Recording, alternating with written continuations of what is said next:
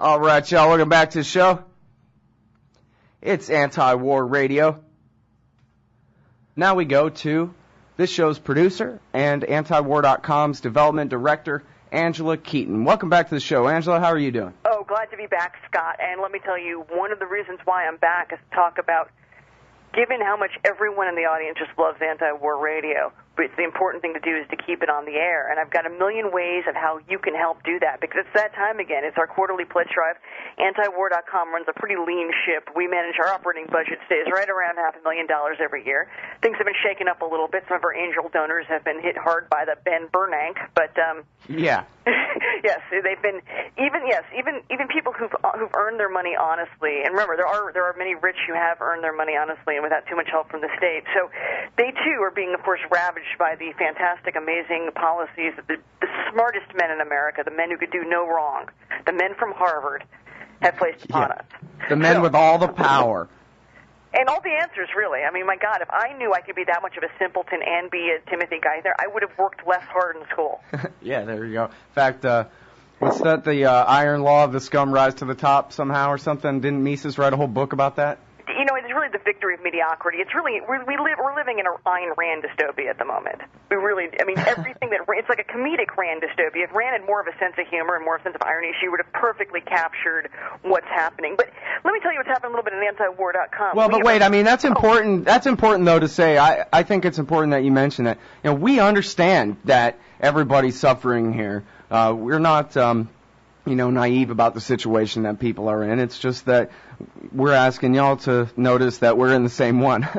We're in the same one, but we don't need that much. We just need a lot of different people helping out. Our average donations are $45 each. Not a big. We don't ask for big amounts. Each person, you get 45. Think about it. For $45, $50 a quarter, you get 24/7 foreign policy news. And antiwar.com literally does not sleep. There's always someone doing something.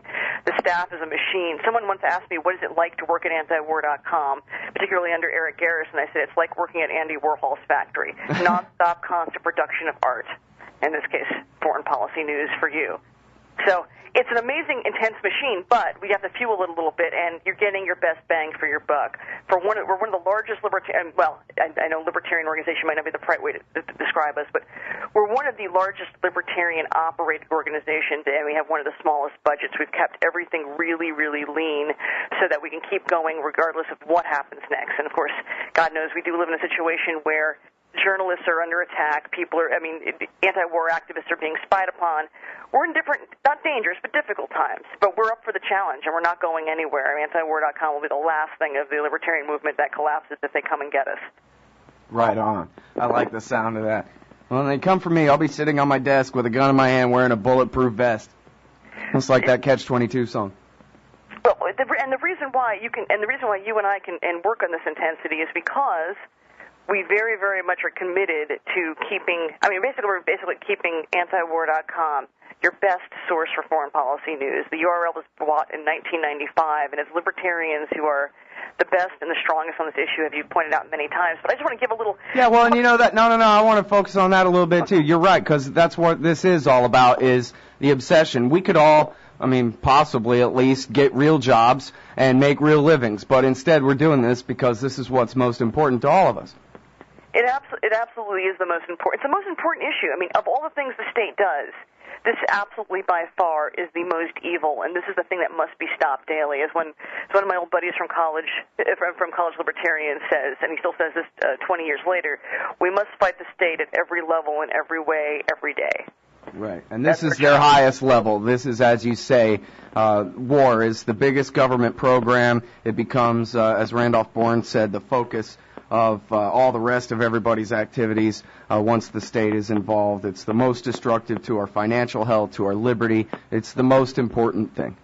No, after all, we consider ourselves, and I think I mentioned this once, we consider ourselves a moral people, and a lot of people think of this still as a Christian country, and we've got it takes a great pair of stones to consider ourselves a God-informed country when we're out there killing innocent men, women, and children every day. That's what I'm saying. All right, so now that's the why. Let's get to the how. If people look at antiwar.com/donate, how many different ways can they find where you've made it easy for them to chip in whatever they can there. Whatever you can, and we have a million different ways on that site. We have your ordinary credit cards. We can run all your typical normal credit cards, American Express, Discover, Visa, MasterCard. We have PayPal for those who still want to use PayPal, and I understand there's some political controversy there. So as an alternative, we also have ZipWire, which is XIPWIRE, and if you need more information on that, you can call me. There's monthly ways of donating, and we can, of course, take money directly from your checking account, from your debit card, from your credit card. Monthly donations, of course, are sustaining. They really help us budget and keep us on track for the year. It gives us a sense of how much we're going to have and how much we can reasonably do, which we do a lot, and we have done a lot, especially in 2010 was an amazing year for us. We have... if you're interested in giving up an old car, we have a service that will take your used car. You can donate that to us. You can look at... Really? Yes, we do. We have that. Just like Goodwill or whatever. Yes, just like Goodwill. You can donate your old crappy car to antiwar.com. All right, all you with the Buick up on blocks in your backyard, you know who you are. Yeah, exactly. Okay, I know some of you are broadcasting from it. I know who some of you are, too. We have also... you can also leave us... mention us in your will. I mean, none of us listening are planning to die anytime soon. However, feel free to leave the Randolph Bourne Institute. Mention that in your will. We can take that. We can take just about anything, any form, gold, silver, whatever. Goats, grass, cash, all of it. We take it, and we can take it in different forms in a way that won't offend any of your political sensibilities. Because we understand that, given the situation last year with the attitudes towards WikiLeaks, we want to stay on top of how people feel about the current situation. Right. Well, I mean, we used to have a thing where you could pay us through Amazon. Is that right? Yes. But that is no longer the case because antiwar.com as an organization is boycotting Amazon.com, right? Yeah. Well, there's Daniel Ellsberg very publicly stated that we can't. I mean, and of course I realize this is a tricky issue, but we can't reward companies for giving into the state. Right, absolutely. And, every one of those companies, the credit card companies and PayPal, all of them said, well, the State Department said what WikiLeaks is doing is illegal. Yeah, right. Like, you don't have lawyers, you can't read the First Amendment with your own eyes. Like, you never heard a case law in the United States of America where it is not illegal to publish classified information. Give us a break. And for them to hide behind that phony excuse that the executive branch said so is... boycottable. It is, but of course it also reminds us who's really in charge. Apparently, all right. So at antiwar.com/donate, people, there are phone numbers, there are snail mail addresses, there's every kind of e-gold or recurring donations, all different kinds, every way in the world that's set through Amazon.com. You can donate to antiwar.com. We really need your help. Thank you, Angela. Appreciate it. And thank you, Scott. All right, everybody. That's Angela Keaton. 323-512-7095. For questions about donating.